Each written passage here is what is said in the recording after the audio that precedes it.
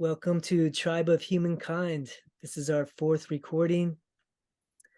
Today's Saturday, February 11th. I don't even know. I'm lost. Yeah. Something like that. Yeah. Welcome everyone. It's Tribe of Humankind. We're here to give voice to the spiritual evolution of our species. What that means, maybe we can discuss that a little bit tonight, of both what we see, how we see the human species evolving as a collective, how we're doing that individually, how those two things work together. We're here to speak our highest vision for humanity, that we can see humanity achieving within our lifetime, not just in a far-flung future, but within our lifetime. What is our highest vision for humanity, and how do we see us arriving there? And to do that, we have to share share our most pure-hearted belief of who we are, what we are, what's happening on planet Earth, and what's going on, so that we can address that.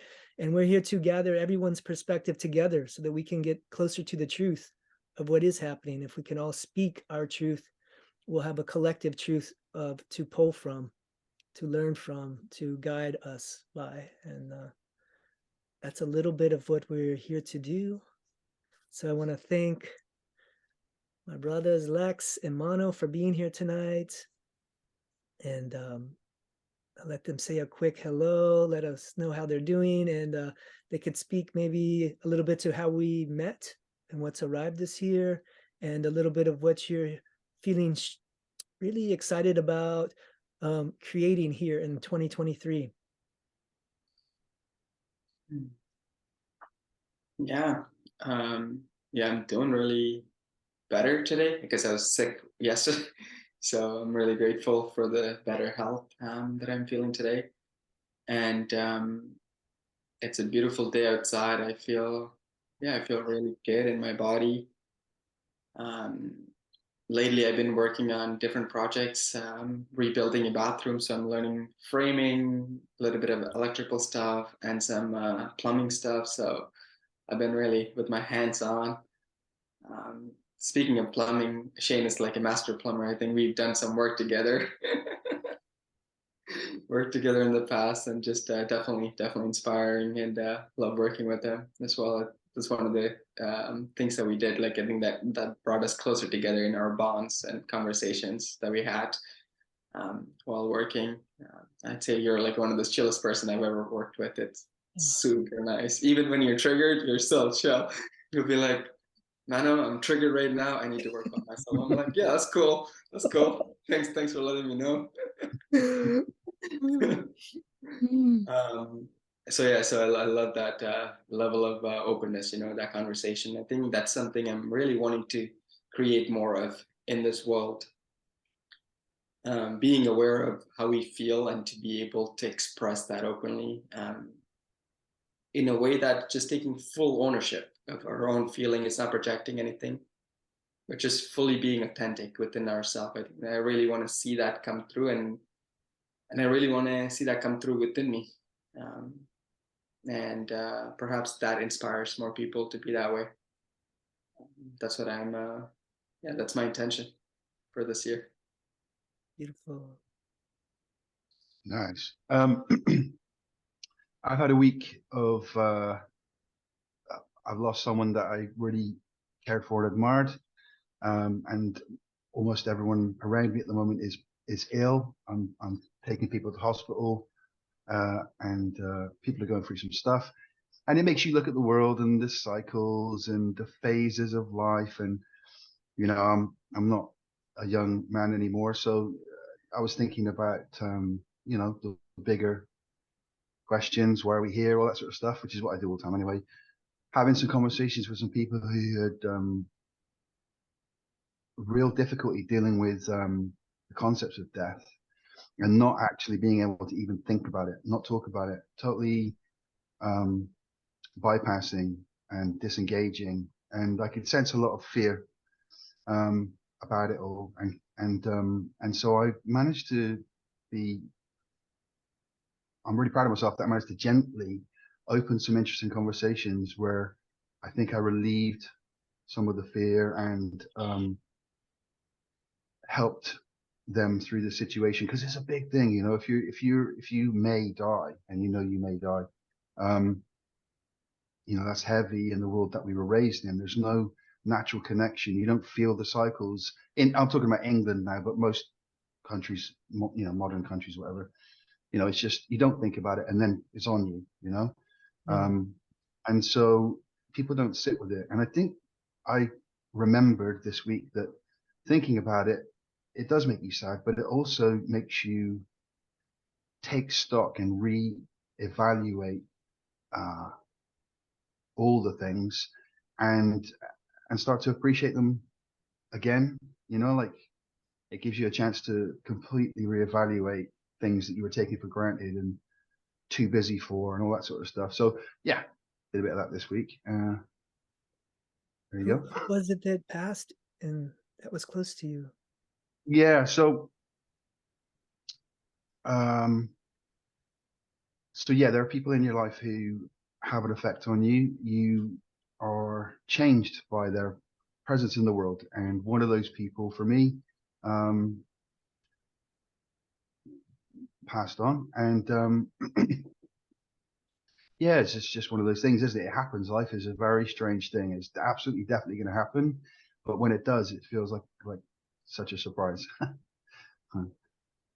And so it was with some of your friends that had that closeness in common.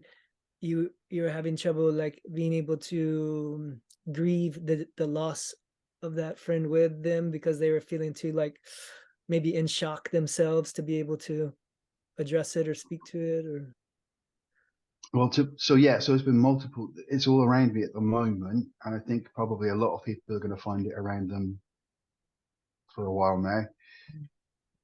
Mhm. You know, there are obvious reasons why quite a lot of people are probably you know, moving on, and yeah, so it's full time. You know, it's just heavy everywhere, and trying to be buoyant and trying to sort of hold, like I'm learning how to do this thing where we're emotional, right? Mm, And as a man, the easy thing to do would be to shut it down, right? And to not shut it down is excruciating. You know, to yeah, feel it is just, rrr. right. It feels like it can break you to let those feelings come through, yeah. Yeah. Mm. It's a juicy topic you're bringing up.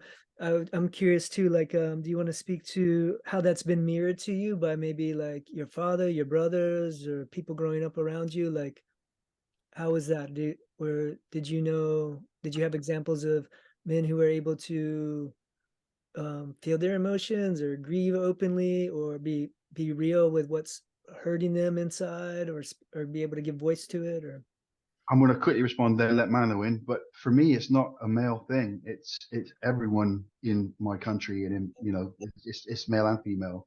Mhm. They're all shut down. It's not a man thing, you know. Nice.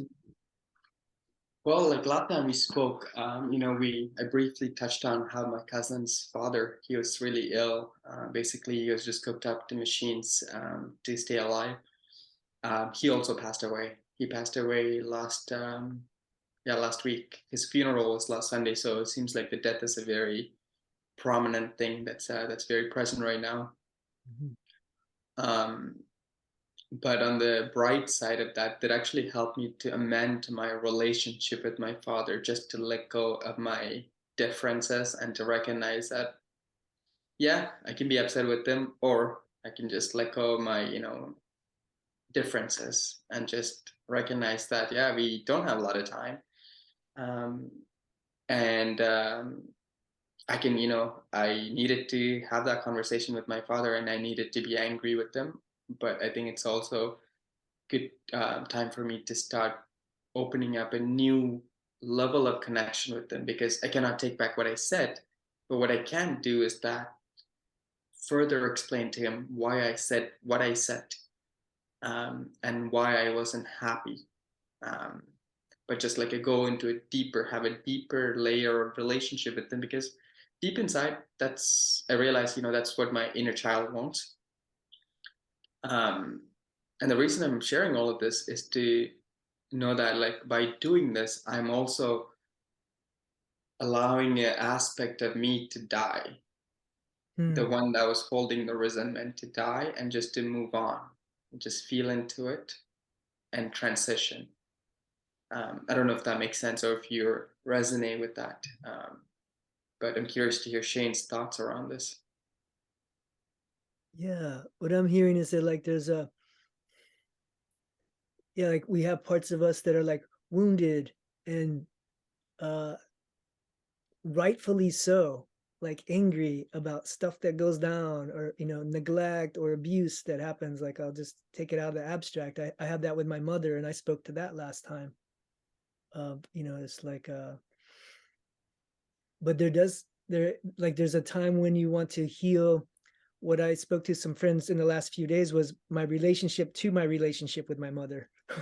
Like I Mhm. can't always heal the actual relationship, but I can start to change my relationship to that and not needing it to be different than it is, or make some peace for like, hey, there's how I'm showing up in the world and there's how she's showing up in the world, and I'm not here to control that. And she's free to be herself and do those things. And I guess what I'm hearing in the death is that there's a time when maybe a life cycle of like, hey, we need to feel those emotions, hey, that was not cool, or that was is an injustice, or it was hurt, you know.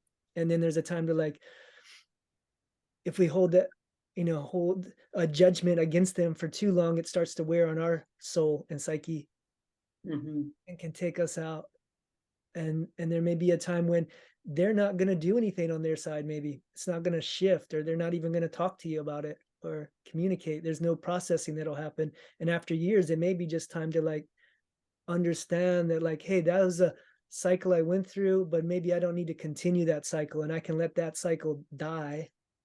I can let that like identity of me being a victim or of to how my mother treated me, or that I want some kind of justice for people in my life, my friends, my lovers, my community, be like, look what she did. Like, yeah, Mhm. or I want her to be seen that way. But I feel like I've been caught in that for a long time. And I'm starting to be like, hey, I just want to let that go now, just because I don't think it's helping me anymore. And it can almost be selfish reasons, just like, hey, that's just not even serving me anymore. And it's exhausting me, and I can show up and parent my younger self that was maybe hurt there, Exactly. Yeah. and instead of asking that from my mother or father or but yeah, thoughts on that, Lex? Yeah.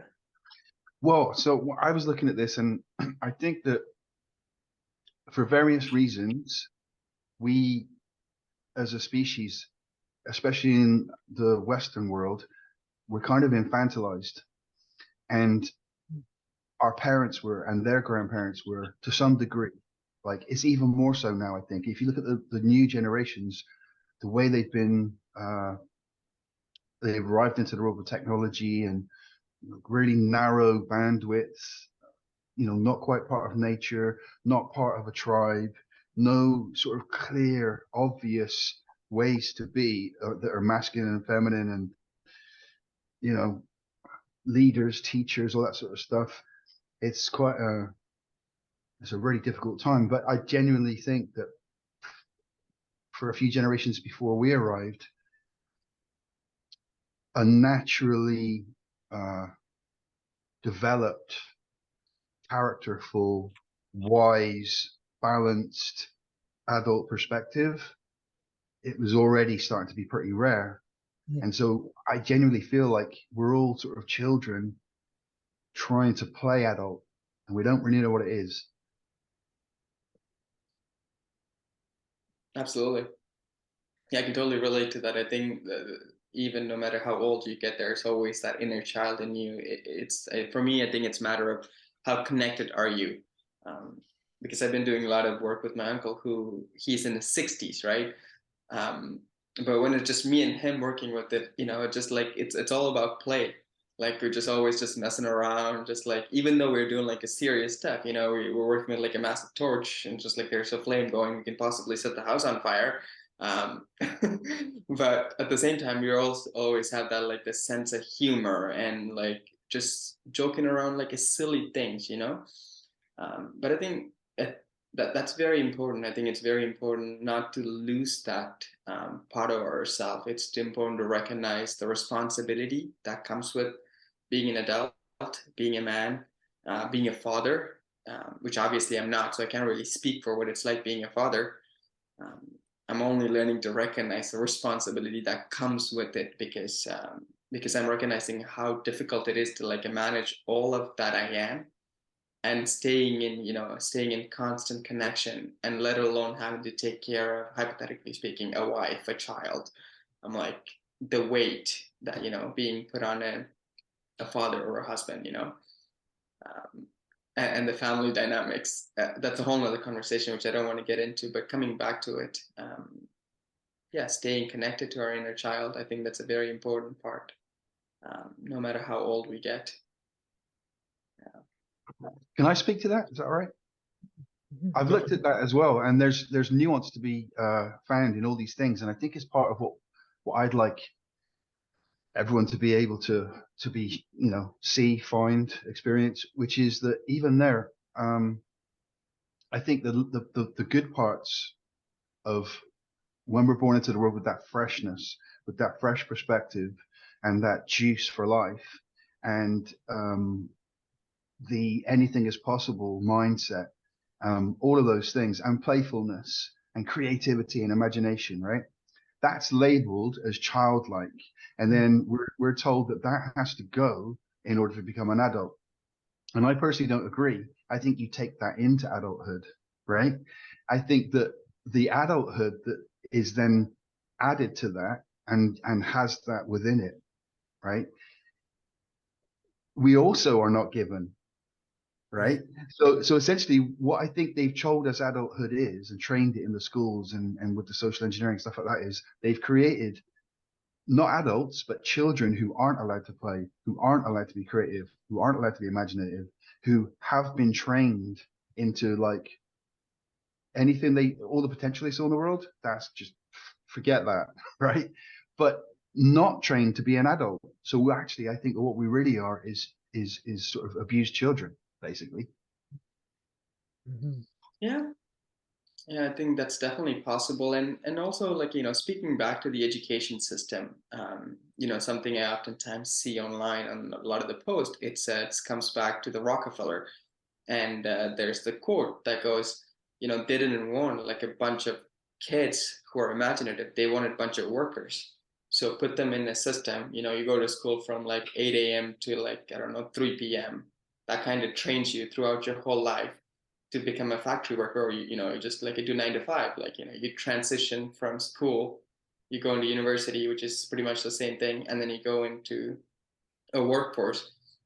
um, so obviously, we are in a system that's basically trained us to let go of all of that, like the imagination, like all the good thing that makes us kids, keeps us like healthy, active, and just kind of keeps us in this so that the system can continue to run itself. Mhm. I'm not saying it's right or wrong, but expressing this because that's kind of the relationship that I see. And when I see people like Elon Musk, he actually created a different system for his children. He doesn't put his children in a typical system like what most of the population does. So his kids go to a school where the schooling is like a video game. You never have to ask a kid to play a video game. It just naturally happens, and they get to build things with their hand. They enjoy those. So when I see these things, I begin to question, and even the thought of having a kid in this society, in this time and space, that scares me. Mm. Um, Mhm. maybe they did a really good job doing that. It's a great way of population control, like create enough fear in people's mind, they won't even think about having kids, you know. But what does that mean? What does that mean in terms of society? I'll pause here and then let's maybe Shane respond or like share what's moving through him before I go deeper into this, because there's a lot more in here. Mhm. Yeah, I'm reminded of a couple of our conversations back, you speaking to dance and how it being like an awakening experience through like this dance. And like in that, somewhere in the dance and this experience, you were being able to access different ages of yourself.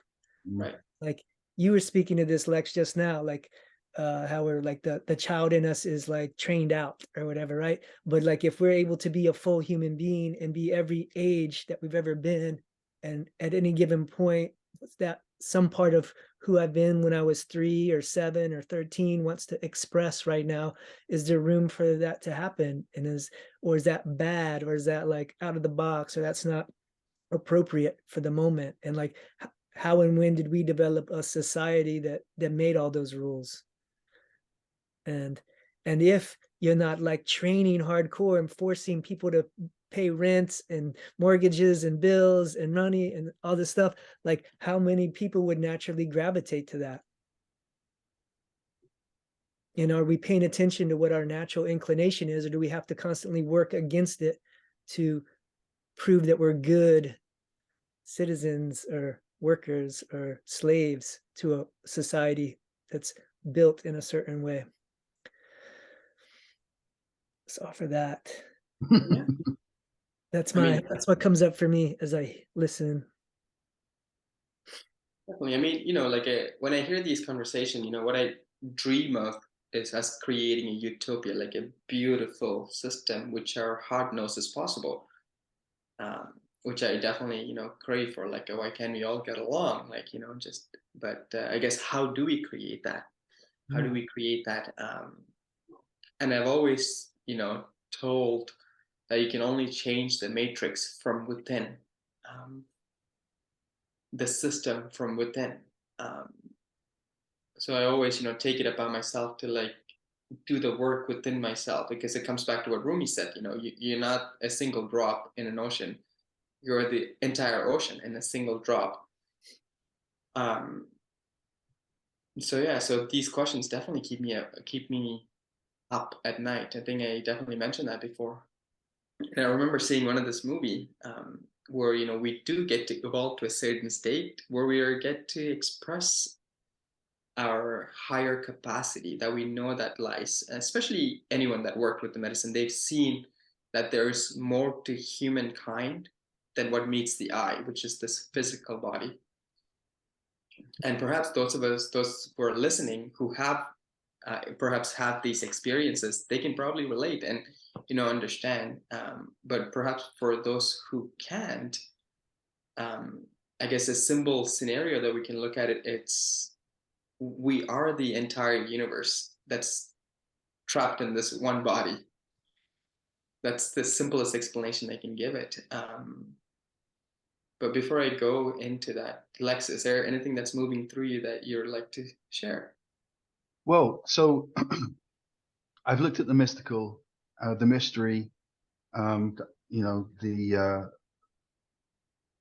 shamanic, um, and I've also come from the scientific and try to understand why the world is the way it is, right? So how is the world is a big task. You have to pull in a lot of data. And then to figure out why it is the way it is, even more data. And the reason for doing that would be to figure out if it can be changed and how to change it, right? And so I think that there's almost like, you know, occult means hidden, right? And I think that the real perspective most people don't have.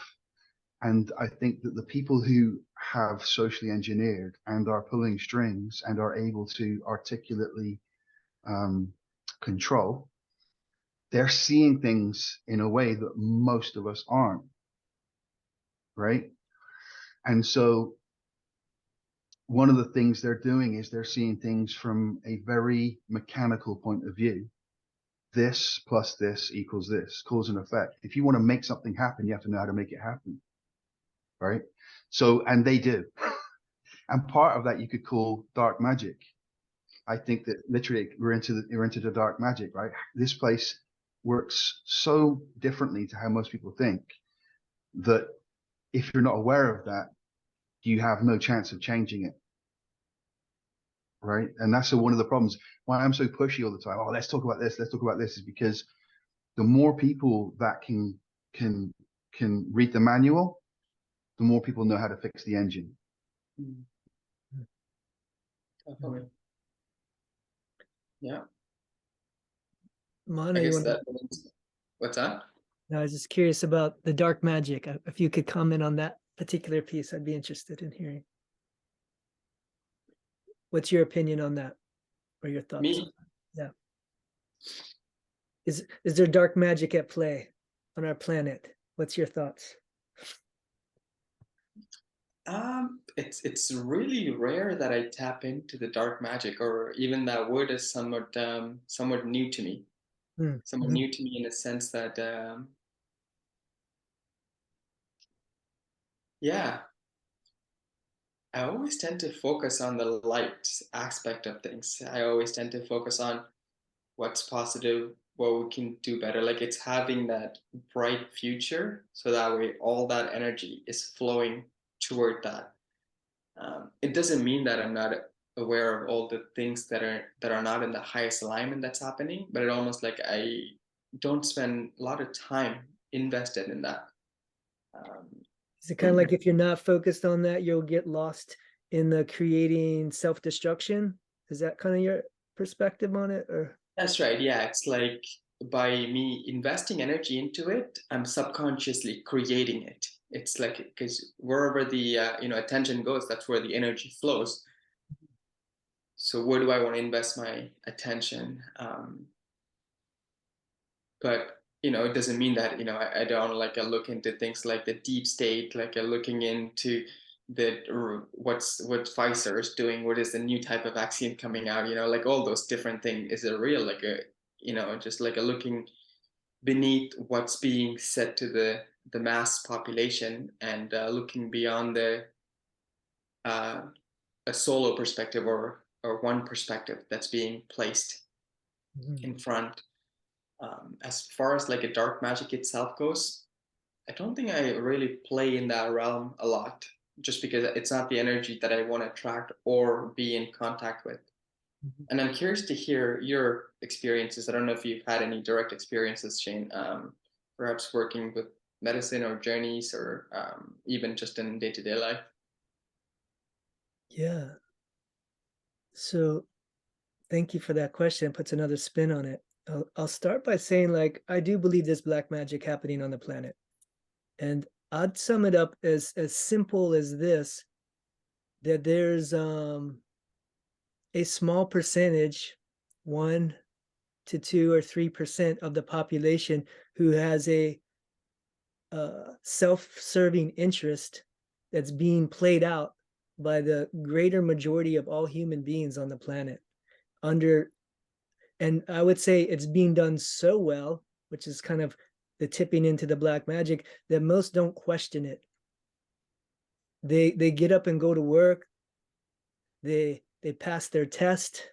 They get their licenses. They get their approvals. They get their diplomas. They get their degrees, and they participate in something that's been set up for them. And they don't question that they would have never created this for themselves. If it didn't exist, they would not say, hey, can I set up a group of 150 other adults to make decisions for me and tax me and make me pay them money? Like, no one would create this for themselves, and yet they participate in it their entire lives, and eat the scenarios as they're fed them without question. And that to me is black magic. And when you ask if I've encountered it in medicine world, I would say I've encountered it first in religion. Growing up with Jehovah's Witnesses is full of people who believe that they are serving God and being righteous human beings so good that they think they're doing it better than everybody else on the planet.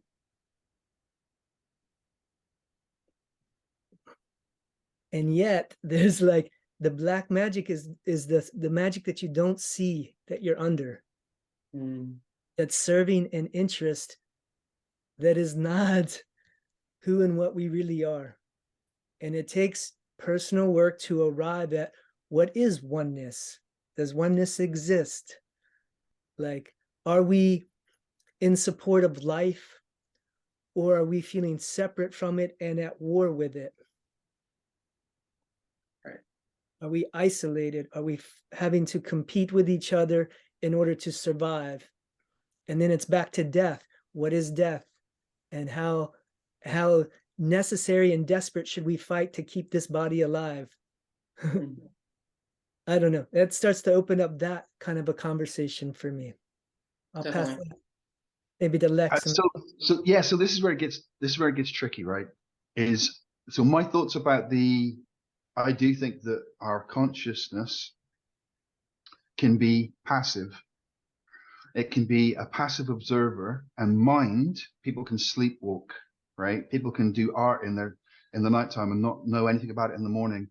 This body machine, this avatar is programmed to keep us going when we're momentarily lapse of awareness, and it's got all sorts of stuff. I mean, it's basically a robot. It's an organic robot, which we inhabit as a user, I would say, right? But if it is possible to affect people so much that they are not even aware that they could be the user. And so they end up being passive and experiencing character mind, environmental mind, right? That forms itself. The school finishes the job, puts in all the rest of the coding of how to be. And then most people are passively observing that, thinking that that's them. And so Buddhism is deconstructing, first of all, locating the real you. And so meditation, you sit in meditation, you try not to think. And at some point you say to yourself, oh, I can't stop thinking. Well, that's the real you, right? The rest of the stuff was the mind, but that was you. So you found you. So now you work from there, and meditation for me is holding that perspective permanently for the rest of your life. And if you lose it, you sit down and meditate again and you find you. And then you have to take action in the mind, and it's a mess. It's full of stuff that shouldn't be there, things which are holding you down, limiting your access to your potentials. You know, it's like literally like the mind is a prison for a lot of people. And so a lot of spiritual work talks about locating self and then escaping that mind prison, healing your own mind, that first victory, right? That hasn't changed the world. The world's still in a certain way. So I understand the self-work, work on yourself. But for me, after that, you do try and change the world. You have the right to change the world. And possibly, not only do you have the right, but you have to. It's the right thing to do. And just out of curiosity, how do you see yourself doing that, Lex? So for me personally, what I'm doing is I'm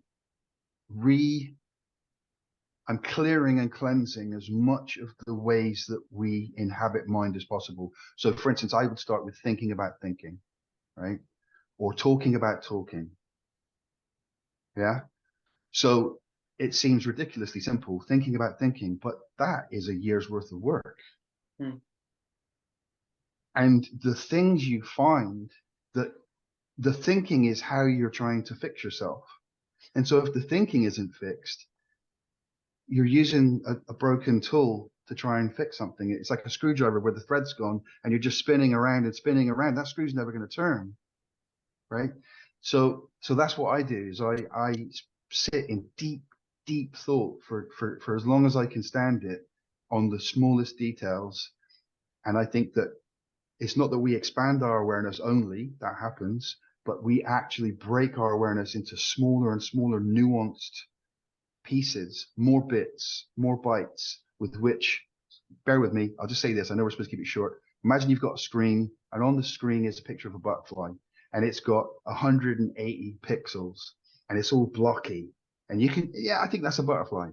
Well, you make it 180,000 pixels, and you know it's a butterfly, and the detail, the richness, it's not only a butterfly, but you can see the hairs on it. You can see a piece of moisture on one of the hairs, and you can see your own reflection in that moisture.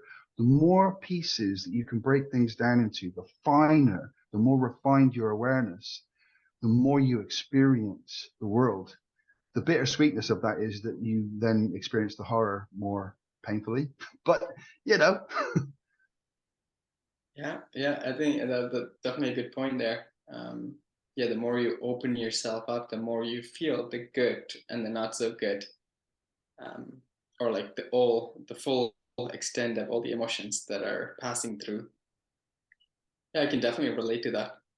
Sometimes I have to intentionally like close my channels so that I'm not super open all the time. Mm. It can be challenging at times, especially being in public places. My tourists interacting with other tourists. um, so yeah, so I can definitely relate with the what you're sharing. And I was also really intrigued by, to be able to think about thinking. Um, so I think something I used to ask myself, have you, or like I even ask people, have you ever thought about, thought about thinking, And people would be like, look at me like weird. Are you some sort of a nutcase, But, but then that goes deeper. That conversation definitely goes deeper. And when I was living in the Kootenays, one of the practices that we did is speak to ourselves, but in a third person point of view. Um, so that way I'm not necessarily paying attention, but I would address the thoughts that are moving through within me, or like a moving through without like a saying that this thought is me, Mhm. without identifying with each thought. I definitely found that to be a very powerful practice as well. I think one more thing, I was shared with maybe, is there something Shane wants to say before I go into this? Yeah. Keep on with your thought there. One of the ayahuasca shaman, what he shared with me was the Freemasons, the great minds that lived, or perhaps maybe even part of the black magic, the ones that supposed to, control um, the larger collective of humanity. So what they would do before they go to sleep, they would rewind their day backwards. So imagine the last thing that they did was brushing their teeth. So they all start with that, brushing my teeth. And then they'll say like had dinner, and they would go all the way back to the moment they woke up. Um, and somehow that kept their awareness so sharp at any given point, even when they're asleep, their awareness was on point. Um, So yeah, so this is a practice I try to practice before I go to sleep, but I usually fall asleep somewhere halfway point or something and just like gone. Um, but it's definitely something to be able to stay, I guess, active. Have you ever heard of this, Shane? No, not that particular story. That's a fascinating story. I've heard lots of different things in medicine work and shamanism around recapitulation of being able to recall your entire life and write that entire story down as a way of kind of like getting it and like almost clearing the slate so that you can free up of story and other things and open like whiteboard it again Hmm. to inhabit the moment. um I would say something of medicine work has taught me, or I feel like I've received during medicine work, is an ability to learn how to be both present and be your full self, your same self, no matter what state of consciousness you're in, whether like waking, sleep, like deep in medicine world, like to always be maintaining a continuity of self in all those places, to know who and what you are, whether you're inside out or backwards or in outer space or here, and that kind of thing. And I guess what both to come for me to comment on that, but I also wanted to spin back around a little bit into the relationship between consciousness, thinking, and meditation, as well as what they have to do with our own evolution and the planet's evolution. if we could speak to those three things a little bit more, a little few more details of your understanding of those things and how they equate to growth and how they equate to planetary growth or change. It's key. It's fundamental. It's the solution. Consciousness. What we need is more beautiful minds in the world, Mm. more balanced, adjusted, intelligent, articulate minds in the world, that consciousness can then express itself through. Mm. And if you said divineness or divinity, that could then be expressed through. And this machinery, it has things which have been taken advantage of. And so realigning and reconnecting all of this organic machinery as it should be is one of the processes that requires mind, and that requires consciousness to be in control of mind. So there's this sort of initial liberation, which is, wow, I'm conscious. Whoa. Then you have to, there's this process that takes time, and it's good to have support, and it's good to be around people that are there for you and you supporting each other through it, where you deconstruct a lot of what you thought you were. I thought I was this. I thought I felt like this about that. This is how I always react in the situation. And you realize they're just programs, and they're not even your programs. They've been forced into you by circumstance and possibly on purpose. And so essentially you become your own architect, and now you can tap, now you need to bring your creativity back online and go, okay, so you want to be articulate, you want to be clever, almost like a programmer, but you want to bring in that imagination and creativity so that it becomes genius, not just intellect, right? Mhm. And I think that when we're kids, we're genius. I think everyone comes in as genius, and somebody comes in and goes, right, if we stop that bit there, and if we shut that bit down there, and we fuck that bit off there, right, genius is gone. What we've got now is basically an in-out thing, and we're going to put in what we want to come out. Nearly done. So the world gets saved for me if consciousness is shown itself, if consciousness is revealed, if people can find that and then somehow make their way through this really dangerous process, it is a kind of death. You do die, and then to to to to be able to begin the process, to create a mind that can then continue the process and know that it's for the rest of your life, and for it to be fun and interesting and cool. Everyone has been bashed so that learning things and knowing things and solving problems yourself and being creative is like not allowed, you know. And so I'm nearly done. My main problem in my life was that by doing that work, rather than arrive and everyone celebrates, actually what happens is you arrive and everyone says, shh, stop that. Mm-hmm. Right. So if enough people can find that process and move along far enough in that process and see each other in that process, hopefully we can do it more safely and more quickly. Mm-hmm.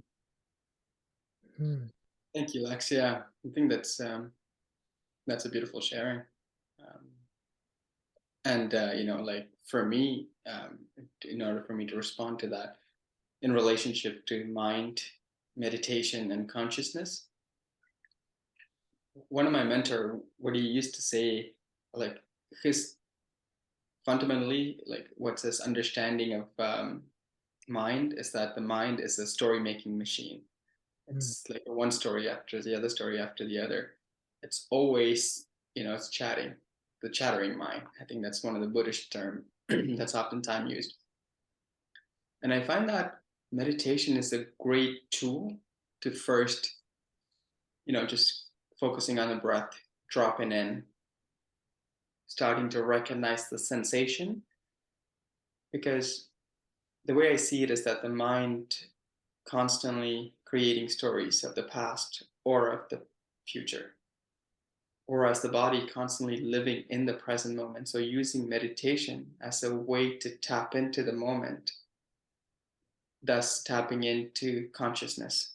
Because I believe that consciousness is everything and everywhere all at the same time. You know, everything is consciousness. And how do we tap into that state? I find that meditation is a great tool, great gateway, it to breach through the stories of the mind, use the body sensation as the gateway, and cross the line. Um, yeah, that's my understanding of and how those three interconnect. Mm. Curious to hear Shane's reality or perspective on this. Yeah, thank you. Awesome. I'm enjoying this. Yeah, my understanding with meditation, raised as a witness, they told us not to meditate. They said, if you empty your mind, the devil comes in, something to that effect. Not exactly that, but that's basically what they would feel. They would be afraid to empty their mind. They thought like an empty mind is like a vacant, like unconscious soul that a demon will come and possess you.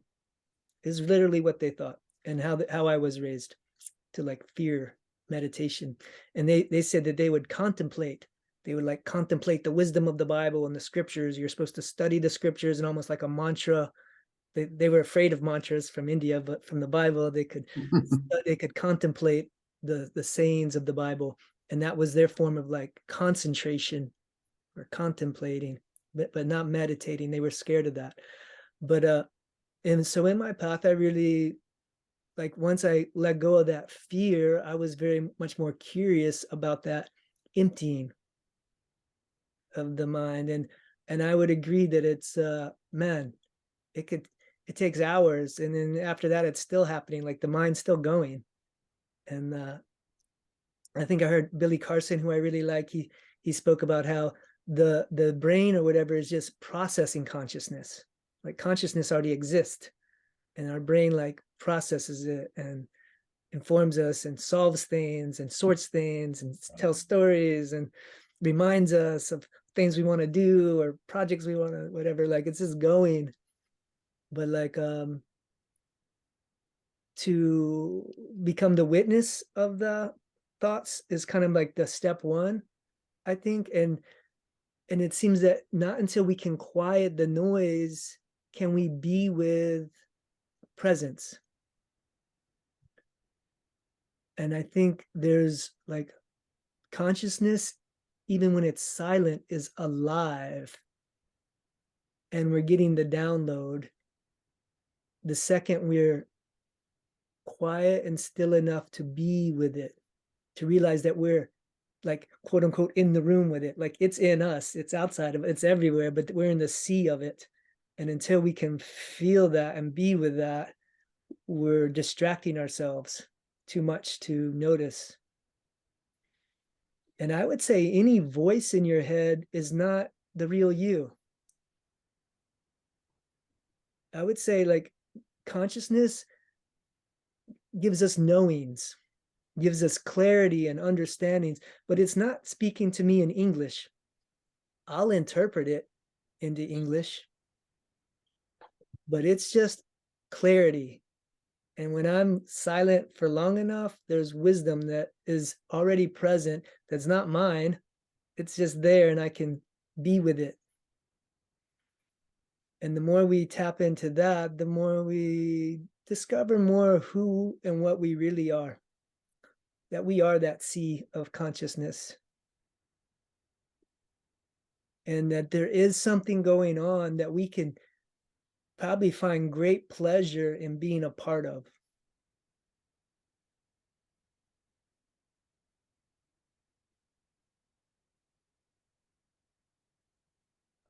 Before I pass it back, I'll offer this one last thing.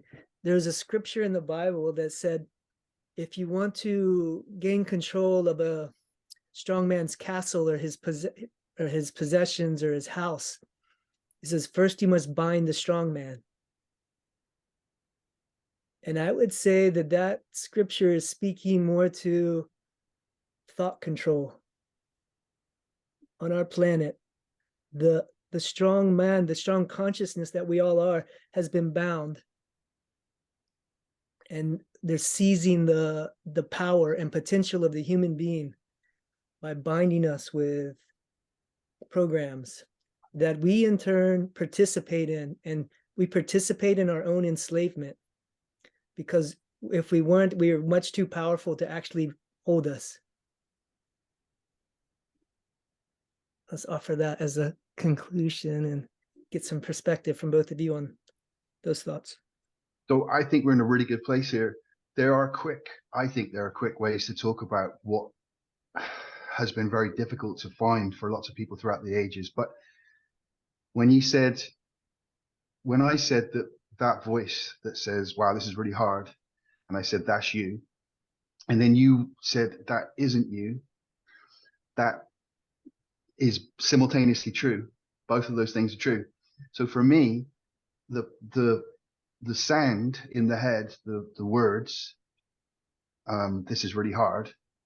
The way that it's me is it's the strokes from the brush, from the hand, from the body of consciousness. Yeah. You see? So I agree with what you're saying. It is, I know what you mean when you say it's not you. It's something you've done, maybe. Is that a better way to say it? Do you see what I mean? On the same page, yeah.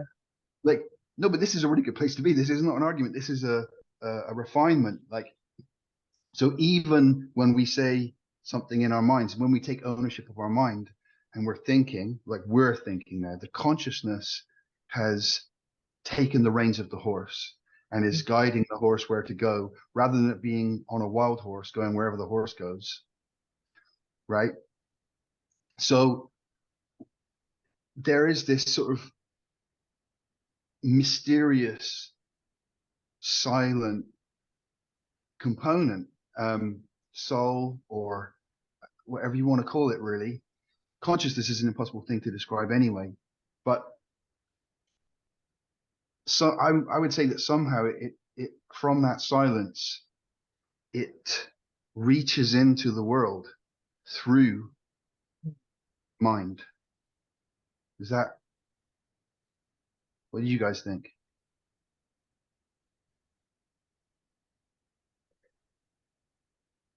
You're saying consciousness reaches into the world through a human mind. Is that what you're saying? It's definitely one of the ways, I think. There are other ways. Right. I mean, the way I see it is that, like, everything is consciousness. Like, I'd say, like, in my true essence, I'm consciousness. My dog is consciousness. Like, my cat is consciousness. If anything, they're like, sometimes my cat and my dogs are more conscious than I am. Like, that's the funny thing, because I'm so caught up in my own mind. Because I feel like I have a sense of identity, sometimes more than once, based on my programming, based on my conditioning. And I use practices to bring me back to alignment, oneness with my consciousness. But I'd also say, like,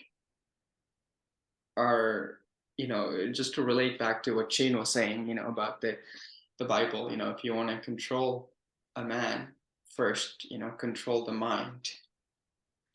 But if you're given a free range, are we really able to sustain that level of awareness? Is that something, or all these controls are in place because we need to be controlled? Like, there's a reason why it's there, right? I mean, if there's a greater thing, like a greater good, or like a God exists, then, so I definitely question, like, a humanity, like, if you're all given a free range, how will that actually be? I want to hear Shane's perspective on this. Like, just say nobody is controlling us, like, it's just everyone is free. What do you see, Shane? Like, what does, yeah.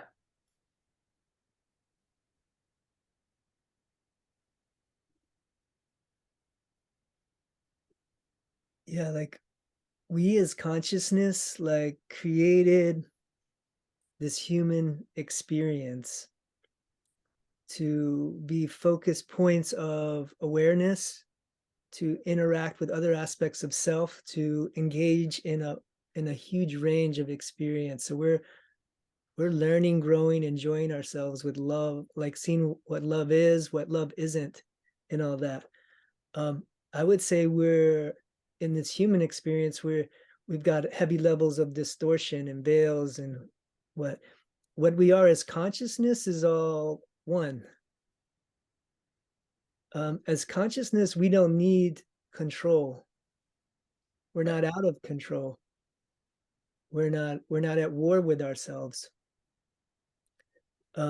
It's the separated mind that can get lost in the thoughts of competition and war and domination and fear and lack, and all these are all things to play out to for experience. Like we've definitely created a world of polarities and conflict to learn from. um, that said, I don't agree that what's happening on planet Earth is 100% natural intention of what we started out with. I would say that there's been a type of hijacking of this experience that's, even as consciousness, it wasn't necessarily what we set out to create, but we are here to go ahead and allow this experience to happen too, for its own unfolding.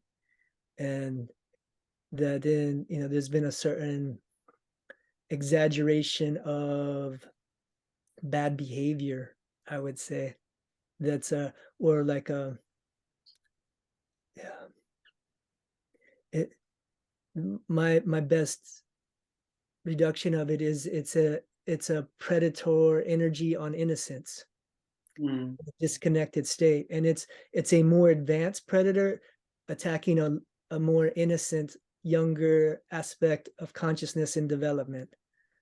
And that's happening all the time throughout the universe and multiverse. There were different stages of our consciousness development through of species of whatever, and that a rogue, disconnected aspect of self could start to prey upon those younger versions, those more innocent versions. And I would say that's a little bit of what we're seeing happening in this human experience on Earth. And all consciousness, being aware of it, is showing up to assist its final moments of awakening out of a bad dream. Mm.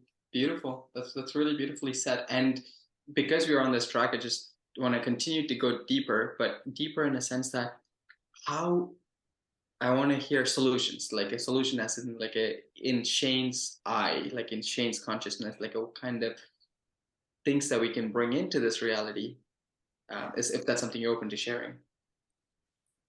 Yeah, I would say, we're all powerful aspects of source. So like we're far from limited. We're very unlimited.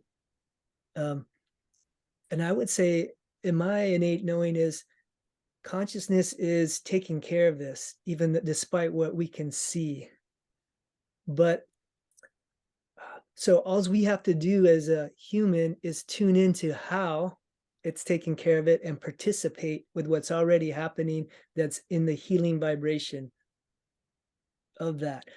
And within that, we can be let consciousness move through us as a very like willing and vessel of supporting life and the healing of life. And it will manifest through us in the very unique container that we are. And we can use our own presence to create along with that force in a unlimited kind of way, and birth like the most amazing creations through us with each other, as we're attuning ourselves, like through meditation and other things, to that life current that's here to show up and heal what's out of balance and hurting us. That hurting always just being originally just like the rough bumps on the edge of the road telling you that you're off the road and to move back to the center. And for whatever reason, we've been so far off the road for so long, we're in a high level of pain and disconnect, and thinking that that's just almost normal now. Mhm. And I think we're slowly awakening to the fact that it's not normal, and that there is a much more peaceful, enjoyable way to navigate these experiences as we lift the veils of a predator energy that's bound the the consciousness in that way. Hmm. Lex, yeah. I think so. There's these not the best name, but fractals, things that happen at different scales or things that repeat in different like in business or in education, or they repeat. And so you can sort of get an idea of the bigger picture and the smaller picture if you can recognize these recurring um, templates.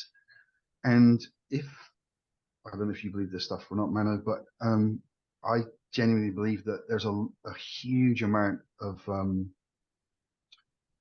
bad stuff happening with children around the world, and that is a metaphor, so an echo, a template of what's happening to us as a species. And so I would say that for me, they have kept us as children, and that the energy that the whatever you want to call it that's here, that is pulling and pushing us into these choices and situations, is a sort of a pedophilic predator. And if we can collectively arrive into adulthood, on every level, including spiritually, we will do what adults do in those situations. Mm-hmm. Well said. What's Yeah. your thoughts on that? That's a heavy. I agree with Lex, but I would be curious to what you have to say, Mano. What's your perspective on that, or your understanding? Well, the way I see it is that, the piece I guess I want to speak to about Lex speaking about children, right? And what's happening with the children these days.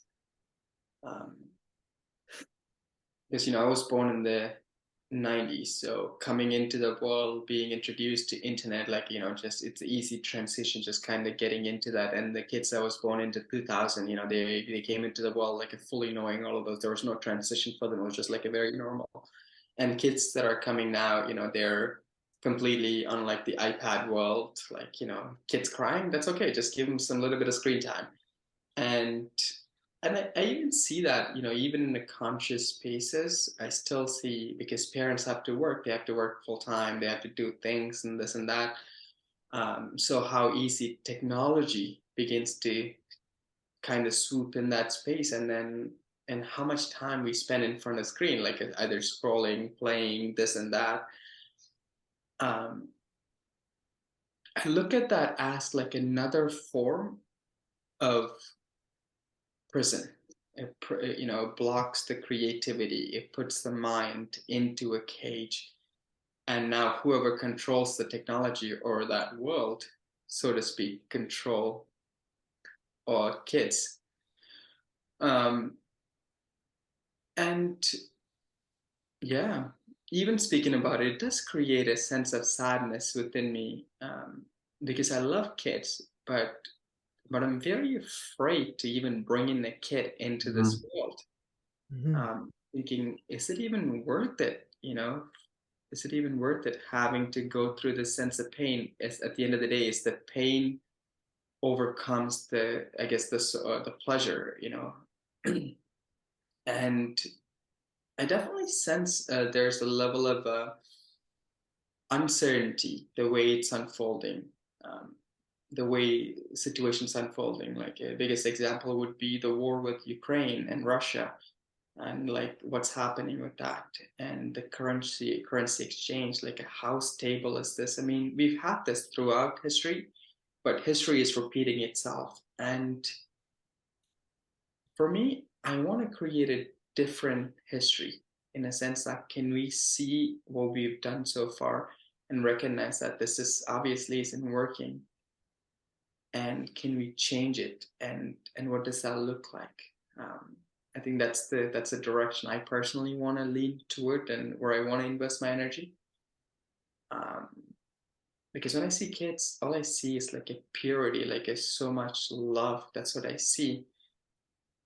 But I also don't necessarily resonate with the system that we are in, where both parents have to, so to speak, work full time so that they have enough money to sustain themselves, and the kids ends up in a daycare. And I asked myself, this is not the system I want to grow up. Like, I rather just to make enough money, move to South America, Central America, wherever I can just, live and just grow my own kid. Like, just love the kid up. That's because I grew up with so much family personally. Like, when I grew up, in one household, there were like 4 different families that's living together. And so I had like multiple parents, like, so to speak, different inputs. Like, when my mom is angry with me, I just go to my mom's sister who's on the same household, and she'll love me up. It's there's like never like a go to your room or something, and never locked up. Go to your room is like me climbing a tree because I'm upset about something. Uh, and I saw so much joy in that, like there was no screen time, like there was always something to do. There was always people for me to hang out with. So yeah, so that's kind of my perspective on that. Shane, any thoughts? Um, yeah, what I'm resonating with is when you think about bringing a child in, the world doesn't feel like a safe place to bring the child in. Right. It doesn't, the resonance of our world is not compatible with the purity and innocence of a child. It doesn't feel safe. And I think that's a powerful observation. And I agree 100%. I had such a deep state of depression as a young teenager to the point of suicide that I chose to get a vasectomy as a man in my teens because I didn't want to pass the pain of my depression and my suicidal state onto a child.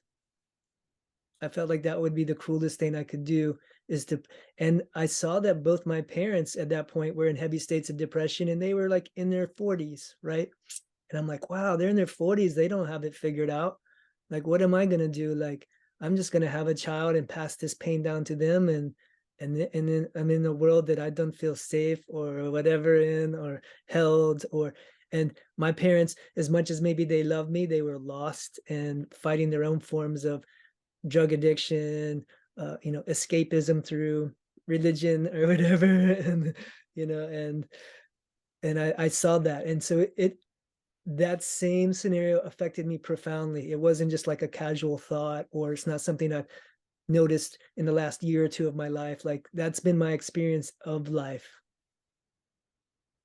And I've made strong decisions in life based on that, how deeply I was affected by that same, what I saw, what I felt.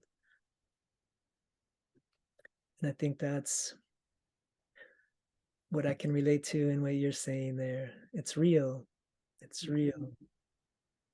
I think Yeah. a lot of spiritual people are the same. They've reached their 40s and 50s and they've not had children, and they've had this sort of dilemma. They want it to happen, but they sort of can't. It's not justify it. It's almost like to do it would almost be cruel. I think a lot of people feel like that. Like it's like you would be literally calling in another soul and trapping them here. Yeah, that's definitely a perspective, I've faced as well. Like, I think the similar story Shane and like both of you are sharing, like I think bringing in another innocent being so that it can also go through that similar pain. Um, but I'm also curious to hear Shane, because because the thought of like not procreating, not bringing in another creature into the world. Um, what motivates yourself to keep going? It's almost like we are very biological being. Think about it, like, if you stop procreating, there's obviously that thought of like humanity would not exist. Like, we would cease to exist in a physical form. That, of course, speaking from a like a spiritual point of view, will cease to exist on a spiritual plane, on a physical plane, but obviously consciousness, which exists everywhere. So we'll continue to live, but obviously, there's a sense of fear. But I think I want to talk about, or what I want to hear about is like maybe from both of you, is what's driving you when you know that you are going to die without your own ego.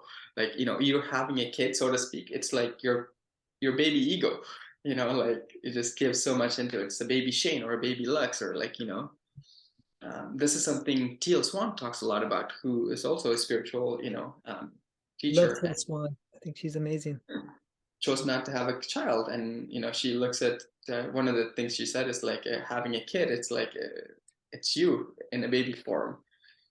You pass on the expectations, everything you want to be, or like everything you couldn't be, onto this kid. um, but coming back to the question, like, so what motivates you, what awakens you, knowing that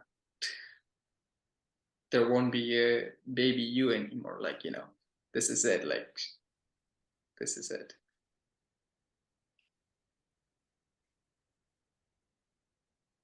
Yeah, thank you for that question. You know, it comes down to like it's real heartbreak. Mm. Heartbreak that like I shook my fist at the sky for decades of like saying like, hey, like God, consciousness, like I'm down here, boots on the ground, like it's not okay here. It's fucked up and it's not okay. And I'm like, that's how I thought for a long time. I still do in a way.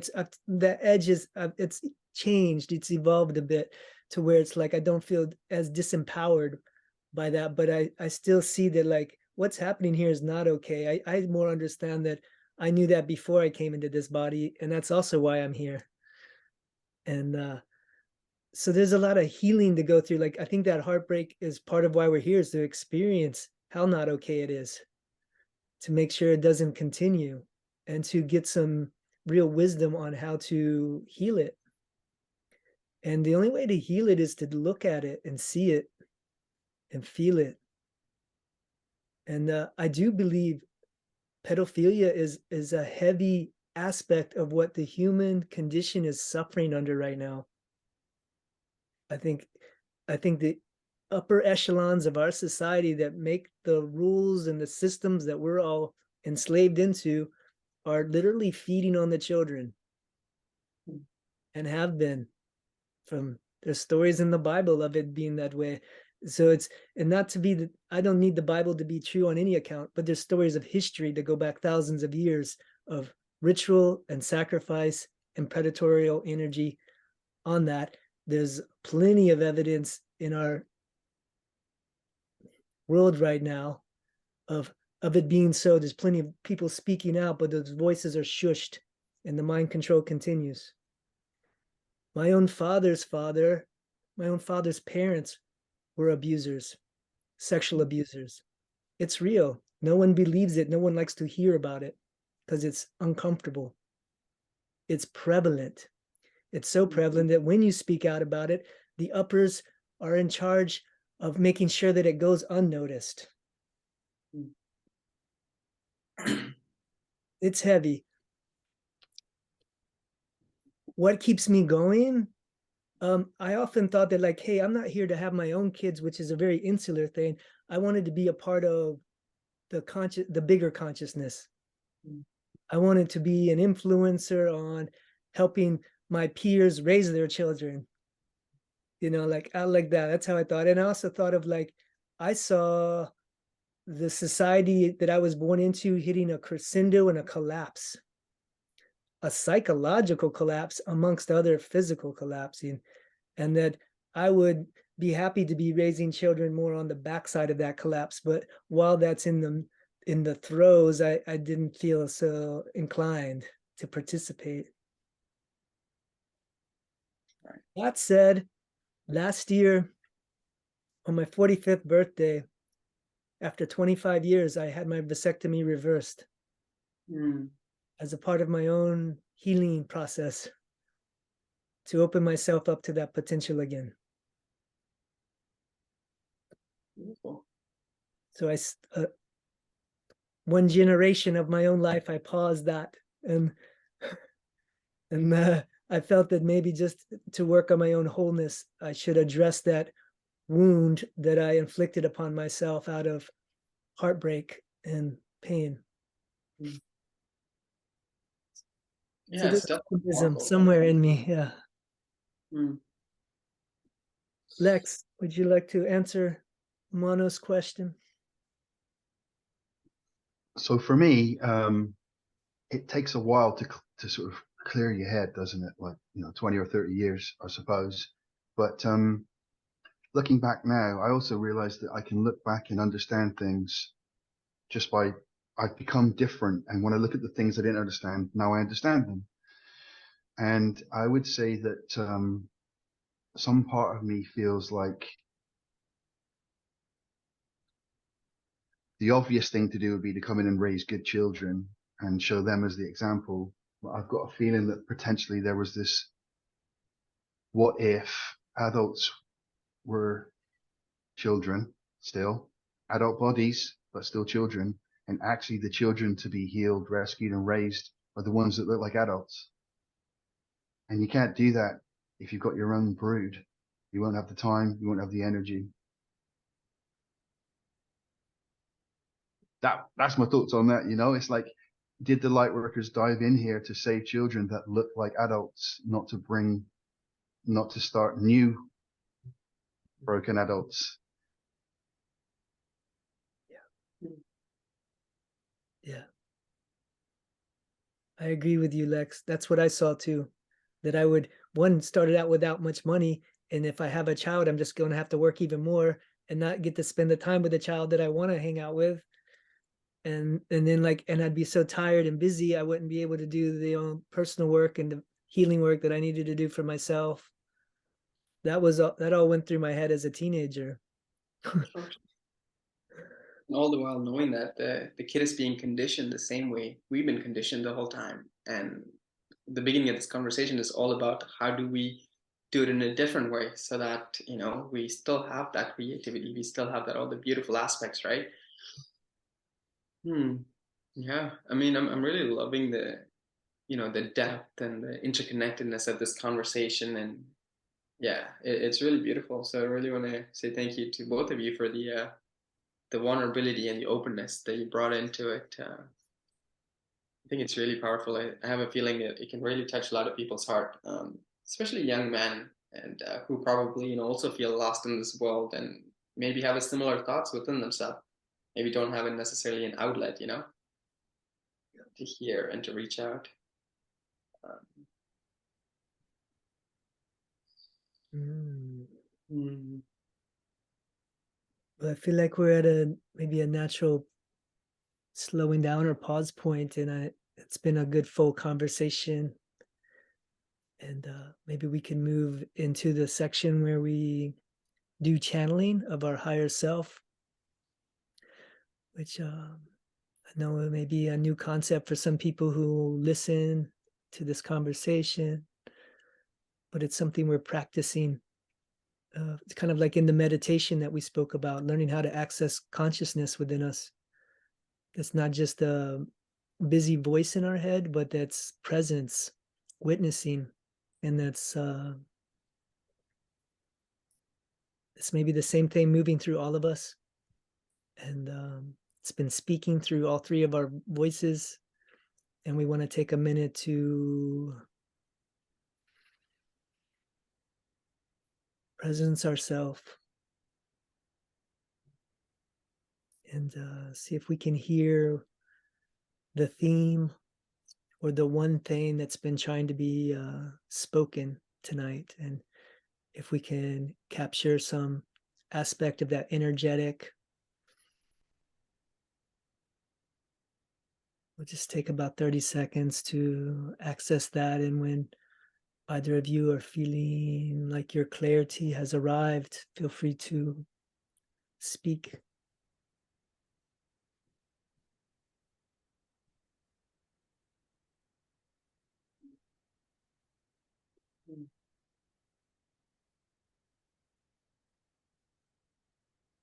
I feel that there's a lot of wounding that's on this human plane right now, whether that's on the surface or in the deeper layers. Some of them are conscious, some of them are unconscious. And I want to share that as we come in contact with all that we are, with our masculine, with our feminine, as we begin to heal what's moving through us, I believe that we are creating a difference. I believe that the collective is healing.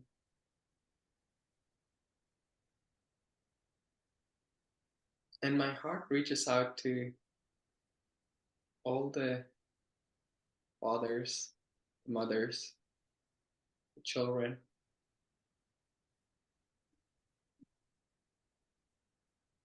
And I recognize the divinity and the oneness in each of you. And I'm grateful that I get to share this journey, these words, my thoughts with you. And somehow, as I share all of this, Cornelius and his loving being is very present within me. So just reaching out to Cornelius and Jules Alderwood Farm. Thank you. It's a mutual friend of ours. Yeah, close friend of mine as well. Thank you for bringing them in.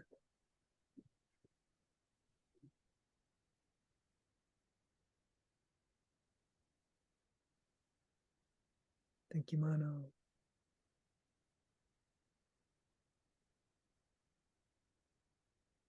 I think the thing I would like to say is that balance or equilibrium is a good thing to use as a tool to manage the pull of all of the different things, no matter where you are and what's around you. If you can do what you can to move into some sort of equilibrium, you're moving in the right direction. And as things move into equilibrium, it all gets a bit easier to make a decision, to sense and move in the right direction. And that what I would say is that it's difficult to hear it because it's very subtle, if not silent, but it is there, and it's the exact thing that each one of us needs when we need it. But we can be distracted, and part of what I think is happening here is intentional, but it's there. If you can find that calm place in you somewhere, somehow, at some point during the day, you'll be able to connect with everything you need to find what you need to find.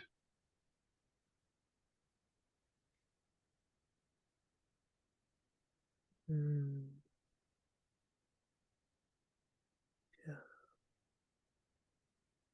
Wow. Thank you, Lex.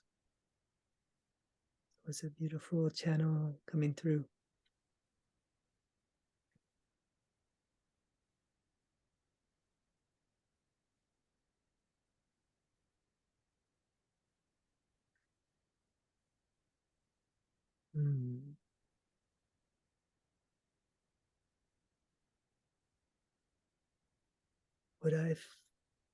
What my channel picked up on coming through is a lot of sweetness and tenderness in this conversation tonight. A lot of kindness and respect and of each other and how we've been treating each other. And in there's been like a yearning, a desire for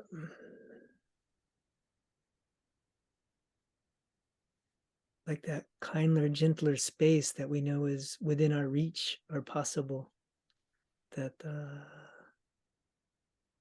more innocent child within us has been craving, and in this conversation is having opportunity to like speak to that craving, to feel safe, to play, safe to be, safe to create in a way that's natural, and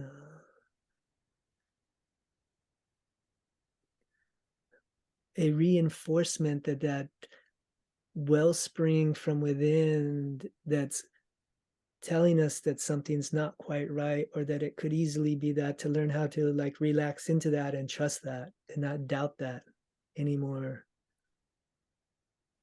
And I feel we've been speaking strongly to it all night, and yeah, I think that's the essence of what came through for me this evening. Mm.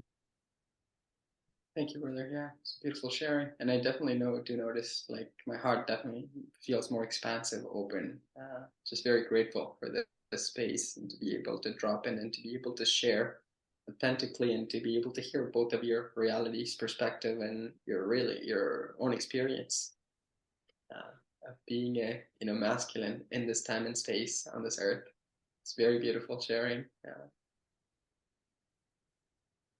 Yeah, thank you, I've man. enjoyed it as well. It's been really comfortable. I felt really comfortable, you know. Mhm. Me too. It's I feel a little more like relaxed and expanded than when we started. It's been a real pleasure to spend this time with both of you, and I've enjoyed the tempo even of the conversation. It's like been full and deep and nicely paced.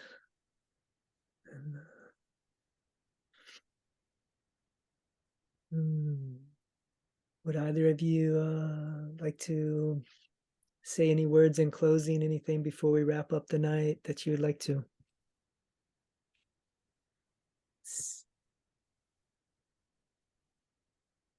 Well, I want to, share with the collective audience that, like, throughout this conversation where we share, if there's something that resonates with you, yeah, just feel free to, start a conversation around it. If there is something that you want to clarification or wanting to dive deeper into, I'm very open to continue this conversation. And know that, like, especially with me, and then I think I can somewhat speak for the group, and please correct me if I'm wrong, like, there is no beginning, there's no end. So that goes for the conversation, no matter how deep or how scary or anything that is, there's no judgment here. So let's welcome any conversation that wants to come through, and to see what's on the surface, because we're all going through something. So why not just be there with each other, for each other? um, After all, we're here on earth. Let's do this. Thank you. Yeah, what Mano said. Yeah.